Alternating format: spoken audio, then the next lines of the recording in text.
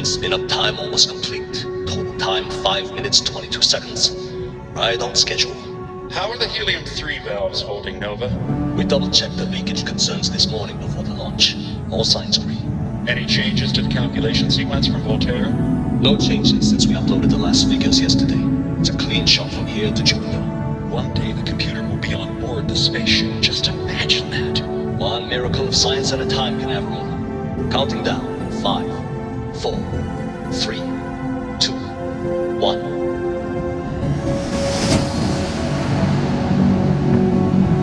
Canaveral, are you reading? All clear, Nova. Indicators look good. The ship should be cruising Jupiter's orbit right now. Visual confirmation will be possible in 32 minutes. Afraid the speed of light is on the slow side these days. How does it feel to break the laws of physics, Canaveral? We're all pretty excited down here in NASA, I won't lie. Excited enough to tell me where you got the original data? Not in a million years, Nova.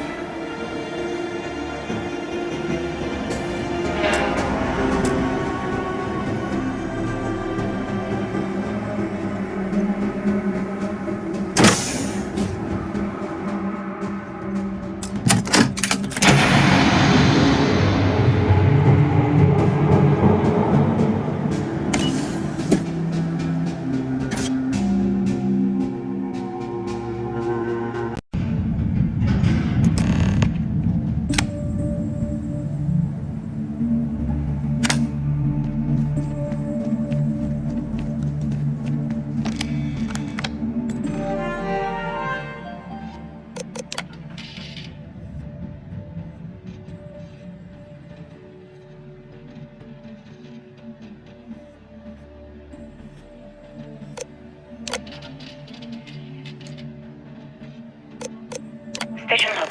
Dr. Judith Tatian. The recent delivery from Mars is unsettling. I was expecting rock samples or maybe fossils of microbial life. Instead, Dr. Victor Isa comes with 2 members of the military. Everything they brought back is under wraps. What could a theoretical physicist need with a sample from Mars? Station log. Dr. Judith Tatian. I have been trying to cozy up to Dr. Isa, Victor, to see what is going on.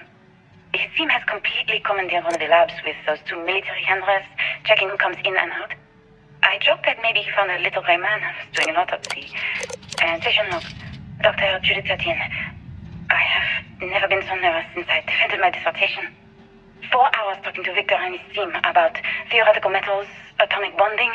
even a half-hour divergence into magnetism that I'm pretty sure is to throw me off the trail of what we were actually talking about. Then I got to see the lab. I don't know how much I should say, but the periodic table just got thrown out the window.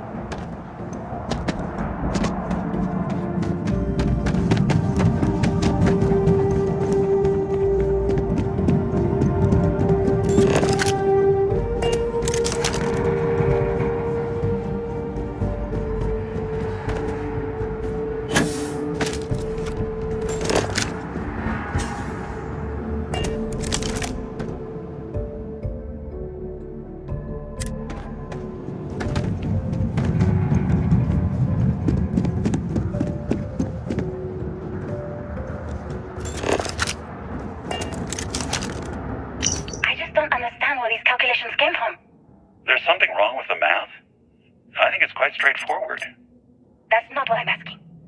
We've had no success extracting even a sample of material from the object. No explanation for the gravitational effects, no motion graph to explain its harmonic frequencies. I can't even establish a melting point. Judith. But you've had me building these prototype colliders for months. And now you want me to pump helium-3 into it based on this equation you've written on a goddamn napkin? I just need you to trust me. I have been trusting you. We keep slamming our heads against it.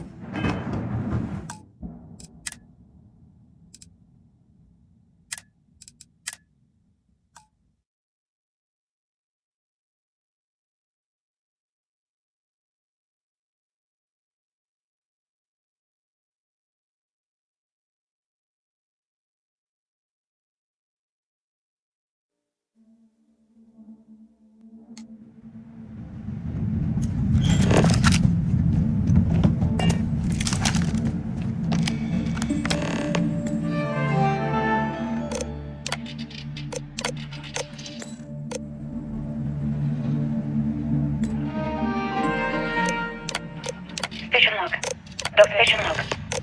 Station log. Dr. Judith Satien. I have never been so nervous since I defended my dissertation. 4 hours talking to Victor and his team about theoretical metals, atomic bonding, even a half-hour diversion into magnetism that I'm pretty sure is to throw me off the trail of what we were actually talking about. Then, I got to see the lab. I don't know how much I should say, but the periodic table just got thrown out the window.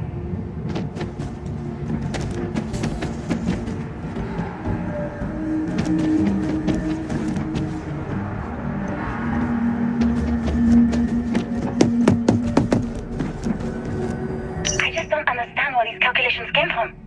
There's something wrong with the math? I think it's quite straightforward. That's not what I'm asking. We've had no success extracting even a sample of material from the object. No explanation for the gravitational effect. No motion graph to explain its harmonic frequencies.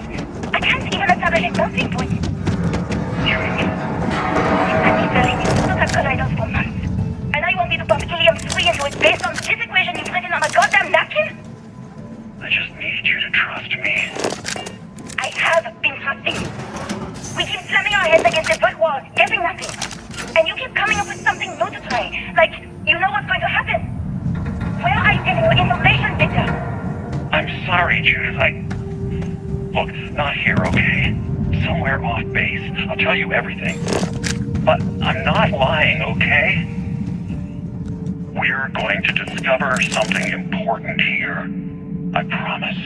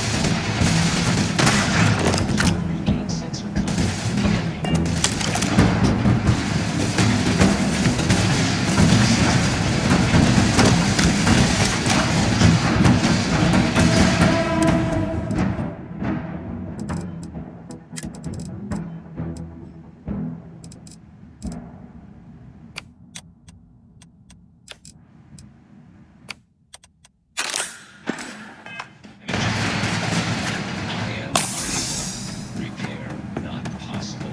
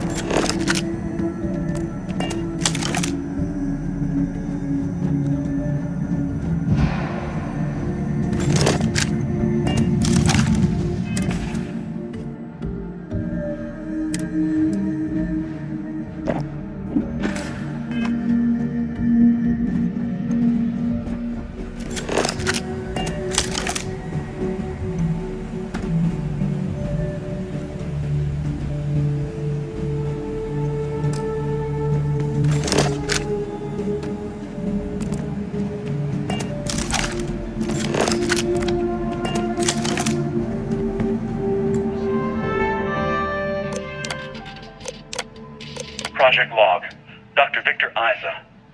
We turned on the prototype today. The gravitational field around it began to... Project Log, Dr. Judith Tatian. I watched the gravjet test from the moon today. It was the first time we were able to talk to the team at Nova Galactic directly. So many things were under wraps before, but now everyone wants all the publicity they can get. I'm already seeing proposals for manufacturing hundreds of drives, expeditions to Alpha Centauri and beyond.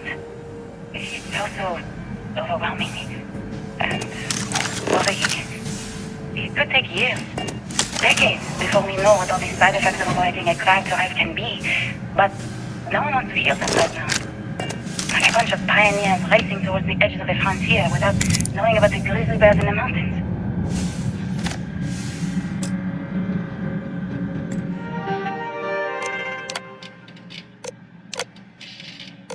I never actually got to visit your labs back when we were working on the grav drive projects. Seems like... I know what I'm seeing, Victor. My name is Dr. Victor Isa. And if you're listening to this, then you probably already know the truth. I was young when I first headed the retrieval team of an odd gravitational anomaly on Mars. But I kept what really happened that day hidden from everyone except one other person. Even she didn't believe me at first. But I have no reason to lie to anyone now, so I hope you'll accept this confession, whoever you are. When I touched the anomaly, I experienced 12 days of lost time. I met myself. He told me everything that has since come true. The grav drive equations, the tests on the moon, Earth's atmosphere sputtering away because of what we had done. But he also told me about a city thriving on a planet orbiting a distant star. Human culture, art, music, lifestyles evolving and shining brightly across all of space. What price would I be willing to pay for that future? Maybe you don't believe me. Maybe Judith was right and I'm just a coward who wants to believe his mistakes were justified. But everyone has forgotten about the real origins of the grav drive. This artifact from Mars. They make better use of it than I did.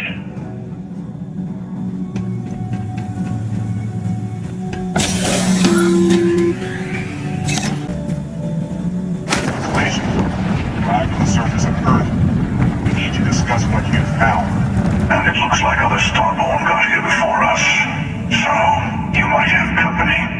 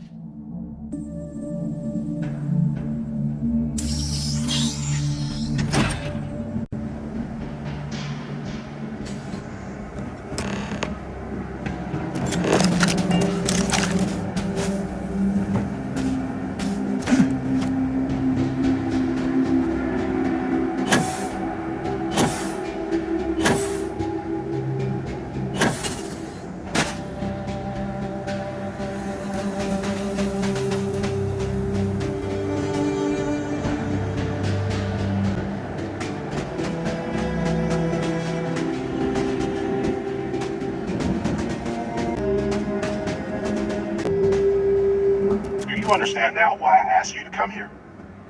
The artifacts unlock the secret of interstellar travel. At the cost of Earth. An easy trade, honestly. Why have one world when you can have all the settled systems?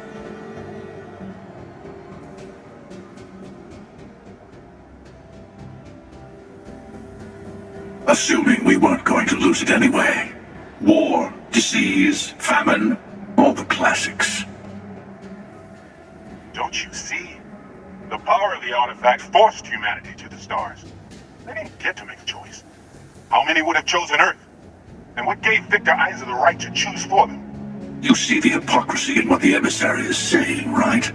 They don't want to rob people of their free will, but then they steal the artifacts for themselves. In the wrong hands, the power of the artifacts can make anyone a tyrant. That's why we watch over them. The only thing you're watching out for is yourself.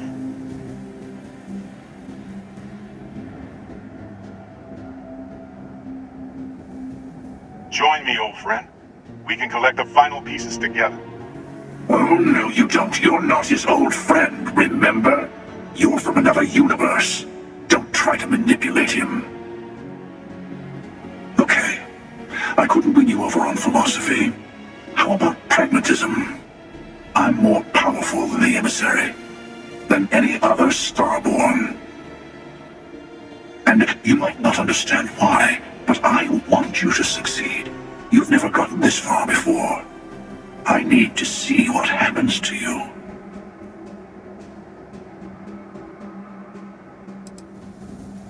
Well, look at that. The emissary just became my new best friend. You've made your choice. When you're ready, the Hunter and I will be at the buried temple. That's where we'll settle things. Meaning, we'll kill you. But hey, at least we'll wait. The final round doesn't start until there's only one artifact left to gather. And if I'm not mistaken, Constellation has one or two to go.